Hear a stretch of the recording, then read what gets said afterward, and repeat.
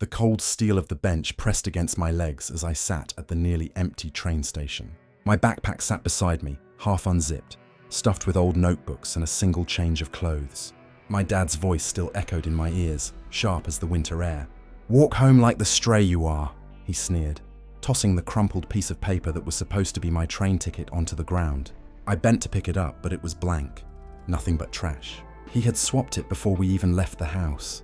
My sister, meanwhile, strutted toward the platform with a gleaming first-class ticket in her manicured hand, her designer bag swinging like a pendulum of privilege. She turned just enough to smirk at me. Please subscribe to our channel and tell us in comments from where are you watching this video. "Try not to get lost, mutt," she said sweetly, her words dripping with venom. The loudspeaker crackled overhead, announcing her train. She didn't even look back when she boarded. My mom stood next to Dad, arms folded, shaking her head at me with contempt. "You always complain," she hissed. "You should be grateful she even lets you breathe the same air." I felt the stares of strangers burn into me as my parents walked away, leaving me stranded with no money, no phone signal, and miles from home. The train roared past me as my sister's laughter floated back like smoke from the first-class window. I pressed my face into my hands. My chest ached, but not from the humiliation. Not anymore. It was the years piled on top of me. Every insult, every slap, every dismissal had built to this moment. I thought of how many times I had worked double shifts at the diner, handing over my tips to help the family, only to watch them buy my sister's luxuries, her dresses, her vacations, now her first-class ride on the money I earned. My fists clenched so tight my nails cut my palms. A boy walked past me with his father, holding his ticket proudly, laughing at the adventure they were about to have. For a brief second, I imagined my life with different parents. Ones who would cheer when I succeeded. Ones who would never spit the words stray at me like I was filth. But that life wasn't mine.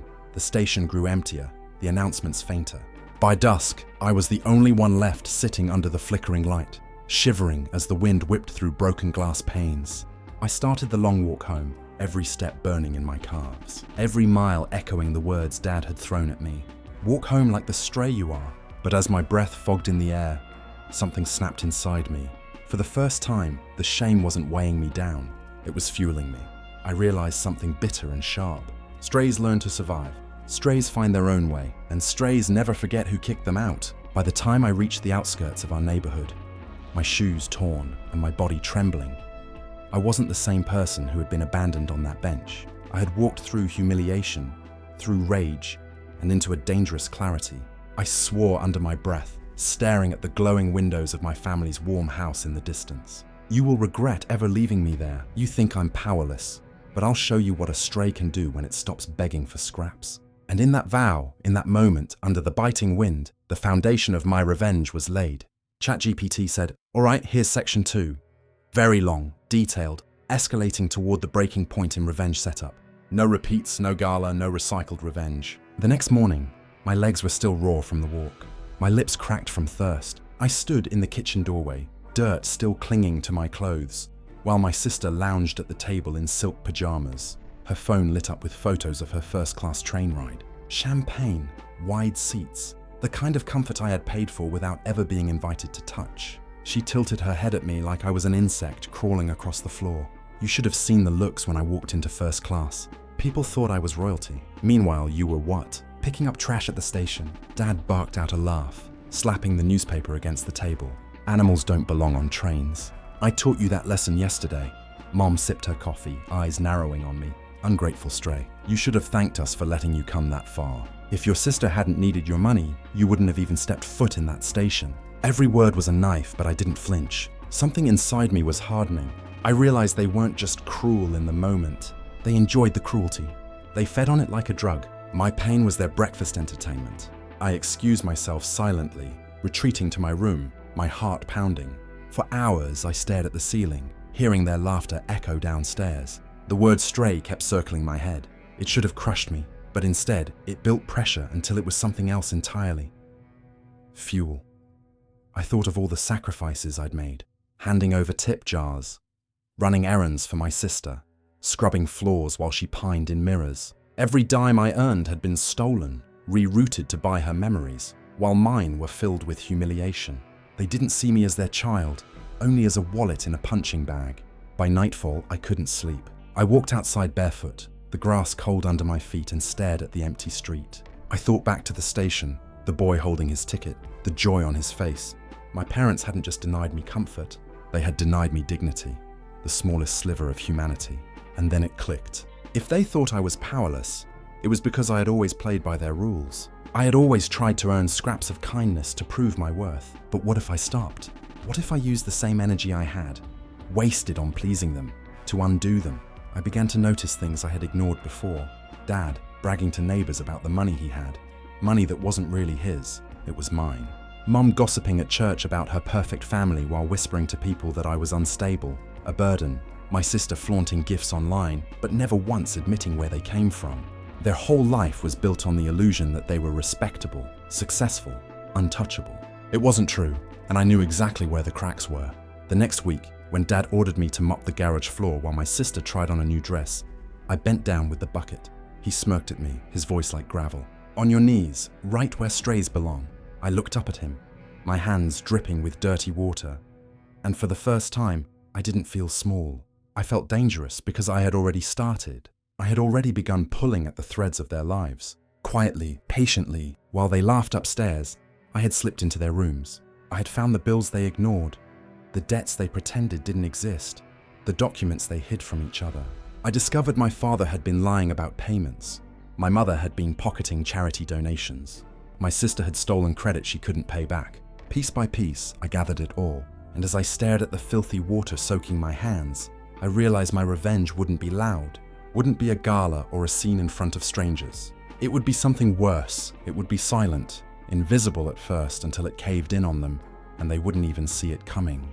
I wrung out the mop, forcing a smile at my father's sneer. My sister clapped her hands mockingly from the doorway. Mom called from the living room for me to clean faster. I whispered under my breath, just loud enough for myself. Strays bite when they're cornered, and for the first time in my life, I wasn't scared of the word. I was ready to wear it like armor and to make them choke on it. I kept quiet for weeks. That was the hardest part. My parents thrived on reaction. They wanted my tears, my begging, my apologies for things I never did wrong. But instead of snapping back or crying, I smiled. I cleaned, I nodded, I obeyed. And that terrified them more than anything, because they didn't understand silence. Every night when the house was asleep, I moved like a shadow. I dug deeper into the documents I'd hidden under my mattress. Overdue bills, secret loans, and receipts that didn't match the lies my parents told the world. Dad bragged about paying everything in cash, but I found repossession notices stuffed behind the dresser. Mom boasted of helping the church, but I found letters threatening legal action over money she stole from the women's charity box. My sister, the golden child, posted online about luxury, yet I held proof that she had maxed out every card in the house. And then I started pulling strings. Quietly, I called the companies and Dad's name and gave them updated information. His actual job, his actual unpaid bills. I didn't lie. I just told the truth he had hidden. I mailed anonymous envelopes to the women Mum had stolen from, with copies of her fake donation slips attached. I slipped my sister's creditors the contact information she had blocked them from. But the real strike wasn't money. Money was only the leash they used to control me. The real strike was dignity, the thing they had robbed from me over and over. So one night while they slept, I wrote a letter. I wrote it not as the beaten down stray they thought I was, but as the voice they never let me have. I wrote about every bruise, every word of poison, every time they shoved me aside so my sister could shine. I told the truth in jagged, ugly detail. I sealed it in an envelope and slipped it into the mailbox, addressed not to strangers, not to neighbors, but to the very people they relied on most.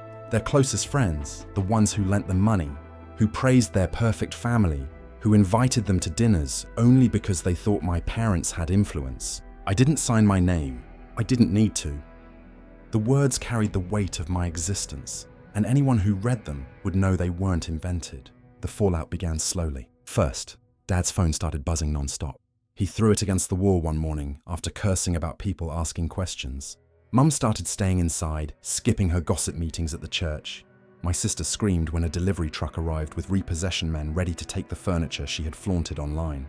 They turned on each other instantly. Dad accused Mum of leaking.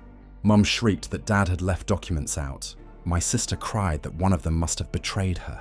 They were collapsing exactly as I had planned. But still, I kept quiet. I cooked meals. I swept floors. I acted oblivious while they drowned in suspicion. The silence was my revenge, the same silence they once mocked me for. And then came the day I walked out. I had taken nothing. No money, no belongings except the bag of papers I carried like a trophy. They didn't notice at first. They were too busy screaming at each other, but when Dad finally saw me by the door, his face twisted. "Where do you think you're going?" he roared. I looked at him calmly for once, not trembling. "Away, like you always wanted." Mum staggered forward, her voice brittle. "You think you'll survive without us? You were nothing but a stray." My sister spat from the staircase. "You'll crawl back. You always do." But I didn't crawl. I left. For the first time in my life, the air outside didn't feel like poison. It felt clean. In the months that followed, their empire of lies rotted. Friends stopped calling. Church doors closed on them. Creditors came in waves. My sister's photos stopped appearing. Online, her account's gone silent. And still they searched for me, sometimes leaving messages through relatives. "Come home, we forgive you, forgive me," as if I were the one who had sinned. The last time I saw them months later was by accident. I was at a bus station carrying groceries when I spotted them through the glass window. Thinner, older, frantic, Dad was begging a clerk to extend his deadline. Mom was clutching a folder of rejected charity appeals. My sister stood behind them, her hair cut short, her eyes hollow, no longer the princess she once played. They didn't see me, and I didn't approach them. Because revenge isn't always about spectacle. Sometimes it's about knowing they're living the collapse you designed. Sometimes it's about walking past them, head held high, while they fight over the ruins of the throne they once beat you down to polish. That night, I sat in my small apartment eating noodles off a chipped plate, and I smiled. I had no luxury, no wealth, no applause, but I had something none of them could ever take again. My dignity, and that was worth more than any first-class ticket. Please subscribe to our channel and tell us in comments from where are you watching this video.